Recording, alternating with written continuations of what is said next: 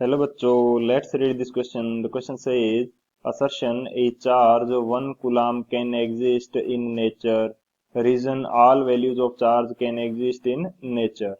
Option first, both assertion and reason are correct and reason is the correct explanation of assertion. Option second, both assertion and reason are correct but reason is not the correct explanation of assertion. Option third, assertion is correct but reason is incorrect. Option fourth, assertion is incorrect but reason is correct. तो इस question के अंदर हमसे assertion में बोल रखा है कि जो एक कूलम चार्ज है वो नेचर के अंदर एग्जिस्ट कर सकता है। रीजन क्या दे रखा है कि जो चार्ज की सभी वैल्यूज हैं वो नेचर के अंदर एग्जिस्ट करेंगी। तो बात करते हैं की कंसेप्ट की। की कंसेप्ट की यदि बात की जाए तो इस क्वेश्चन के लिए जो की कंसेप्ट होगा हमारे पास, हम डिस्कस कर लेते हैं यहाँ पे क्वांटाइजेशन ऑफ चार्ज को।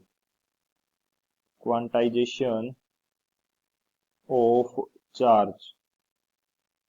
क्वांटाइजेशन ऑफ चार्ज हमारे पास क्या होता है, किसी भी कोई भी अगर ऑब्जेक्ट है तो उसका जो चार्ज होगा वो इंटीजर मल्टीपल होता है एक फंडामेंटल यूनिट जिसको हम ई से डिनोट करते हैं उसका। तो बात करते हैं स्टेटमेंट की कि स्टेटमेंट क्या होगा। Charge of a body, charge of a body will always be integer multiple of e, integer multiple of e। And यहाँ पे यदि बात की जाए तो q हमारे पास क्या होगा, किसी भी बॉडी के ऊपर q चार्ज है तो ये हमारे पास इंटीजर मल्टीपल होगा e का। तो हम इसको क्या लिख सकते हैं, n e। n की वैल्यू यहाँ पे क्या हो सकती है, 1 2 3 एंड सम।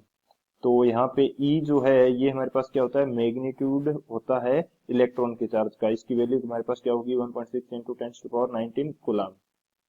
तो ये हमारा रहेगा की कंसेप्ट एंड इस की कंसेप्ट की हेल्प से इस क्वेश्चन को सॉल्व करते हैं।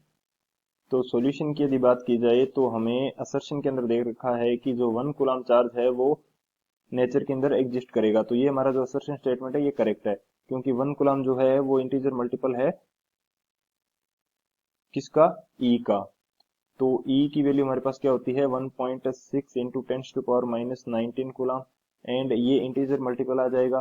सो हमारा असर्शन स्टेटमेंट करेक्ट हो जाएगा। रीजन हमें क्या दे रखा है कि जो एवरी वैल्यू है चार्ज की वो नेचर के अंदर एग्जिस्ट करती है। तो रीजन हमारा इनकरेक्ट है।